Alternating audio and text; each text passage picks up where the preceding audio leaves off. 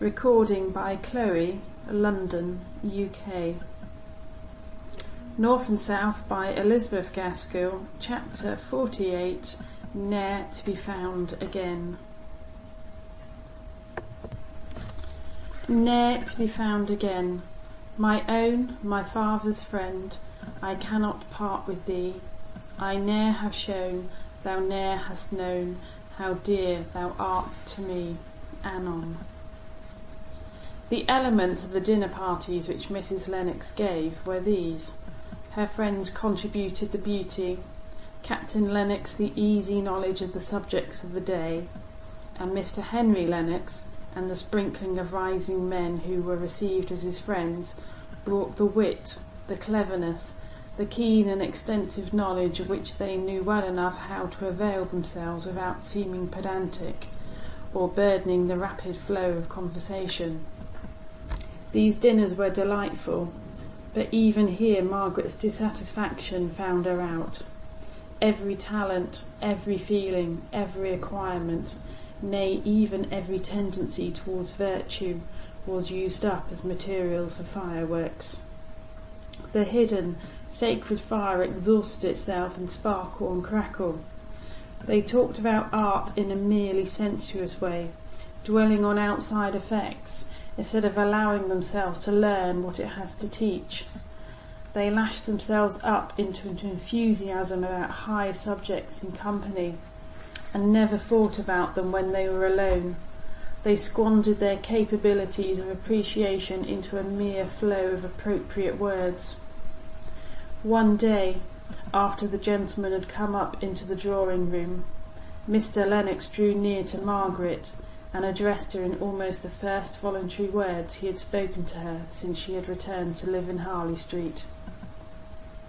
"You did not look pleased at what Shirley was saying at dinner." "Didn't I? My face must be very expressive," replied Margaret. "It always was.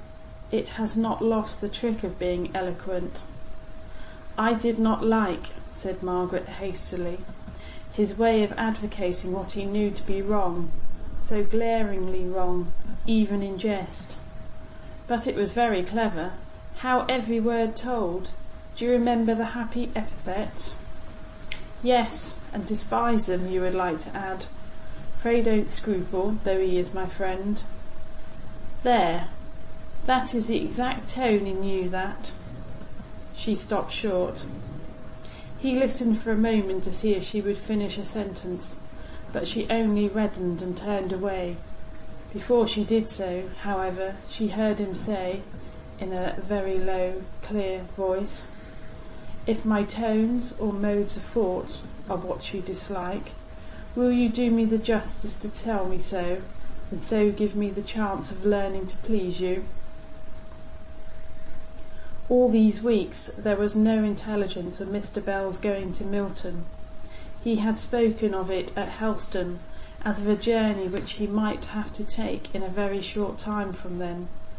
But he must have transacted his business by writing, Margaret thought, ere now, and she knew that if he could, he would avoid going to a place which he disliked, and moreover would little understand the secret importance which she affixed to the explanation that could only be given by word of mouth.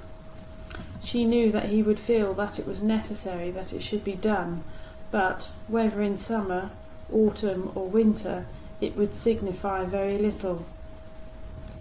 It was now August, and there had been no mention of the Spanish journey to which he had alluded to Edith, and Margaret tried to reconcile herself to the fading away of this allusion. But one morning she received a letter saying that next week he meant to come up to town. He wanted to see her about a plan which he had in his head, and, moreover, he intended to treat himself to a little doctoring, as he had begun to come around to her opinion that it would be pleasanter to think that his health was more in fault than he, when he found himself irritable and cross. There was altogether a tone of forced cheerfulness in the letter, as Margaret noticed afterwards, but at the time her attention was taken up by Edith's exclamations. "Coming up to town? Oh dear, and I am so worn out by the heat that I don't believe I have strength enough in me for another dinner. Besides, everybody has left but our dear stupid selves, who can't settle where to go. There would be nobody to meet him. I'm sure he would much rather come and dine with us quite alone than with the most agreeable strangers you could pick up. Besides, if he is not well, he won't wish for invitations. I'm glad he has owned it at last. I was sure he was ill from the whole tone of his letters, and yet he would not answer me when I asked him, and I had no third person to whom I could apply for news.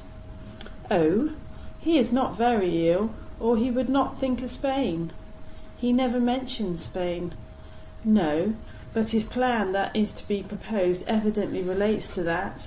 But would you really go in such weather as this? Oh, it will get cooler every day. Yes, think of it. I am only afraid I have thought and wished too much, in that absorbing, wilful way which is sure to be disappointed, or else gratified to the letter, while in the spirit it gives no pleasure. But that's superstitious, I'm sure, Margaret. No, I don't think it is. Only it ought to warn me and check me from giving way to such passionate wishes.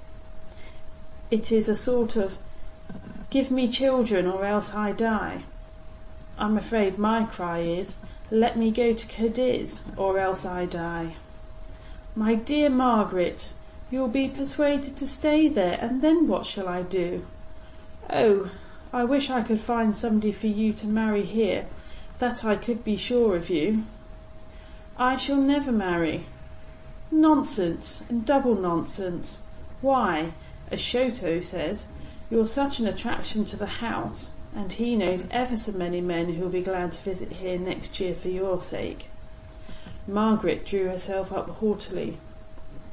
Do you know, Edith, I sometimes think your Corfu life has taught you, well, just a shade too of coarseness.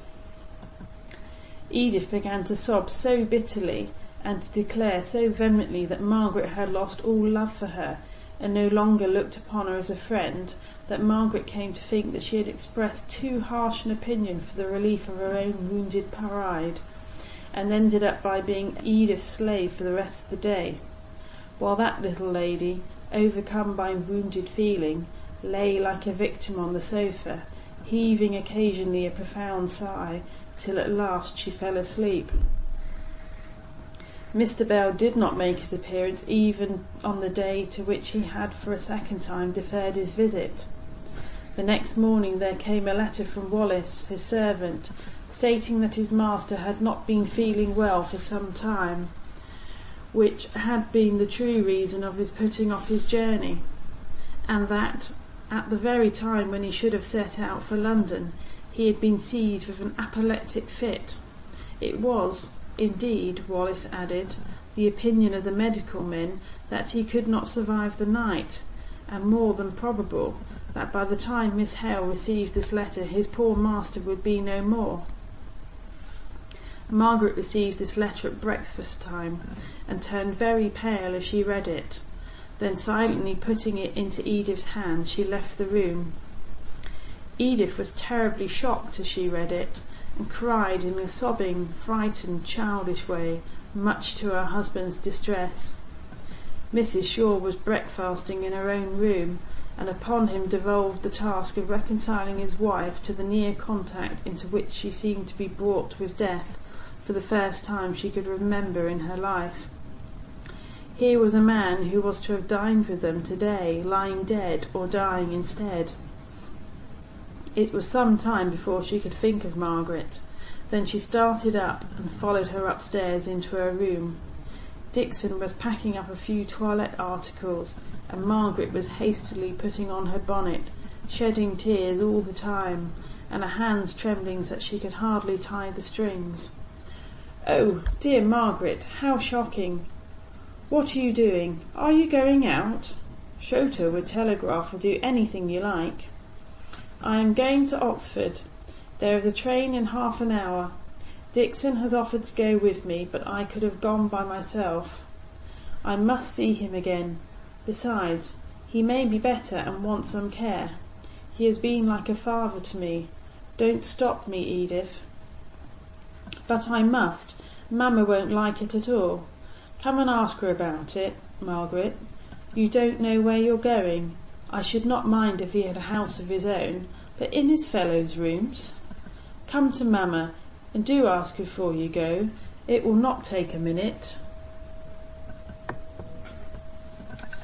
Margaret yielded and lost her train. In the suddenness of the event, Mrs. Shaw became bewildered and hysterical, and so the precious time slipped by. But there was another train in a couple of hours, and after various discussions on propriety and impropriety, it was decided that Captain Lennox should accompany Margaret, as the one thing to which she was constant was her resolution to go, alone or otherwise, by the next train, whatever might be said of the propriety or impropriety of the step. Her father's friend, her own friend, was lying at the point of death, and the thought of this came upon her with such vividness that she was surprised herself at the firmness with which she asserted something of her right to independence of action, and 5 minutes before the time for starting she found herself sitting in a railway carriage opposite to Captain Lennox. It was always a comfort to her to think that she had gone, though it was only to hear that he had died in the night. She saw the rooms that he had occupied and associated them ever after most fondly in her memory with the idea of her father and his one cherished and faithful friend. They had promised Edith before starting that, if all had ended as they feared, they had returned to dinner, so that long, lingering look around the room in which her father had died had to be interrupted, and a quiet farewell taken of the kind old face that had so often come out with pleasant words and merry quips and cranks. Captain Lennox fell asleep on their journey home, and Margaret could cry at leisure and bethink her of this fatal year and all the woes it had brought to her. No sooner was she fully aware of one loss than another came, not to supersede her grief for the one before, but to reopen wounds and feelings scarcely healed. But at the sound of the tender voices of her aunt and Edith, of merry little Sholto's glee at her arrival, and at the sight of the well-lighted rooms, with their mistress, pretty in her paleness and her eager, sorrowful interest, Margaret roused herself from a heavy trance of almost superstitious hopelessness, and began to feel that even around her joy and gladness might gather. She had Edith's place on the sofa. Sholto was taught to carry Aunt Margaret's cup of tea very carefully to her, and, by the time she went up to dress, she could thank God for having spared her dear old friend a long or a painful illness.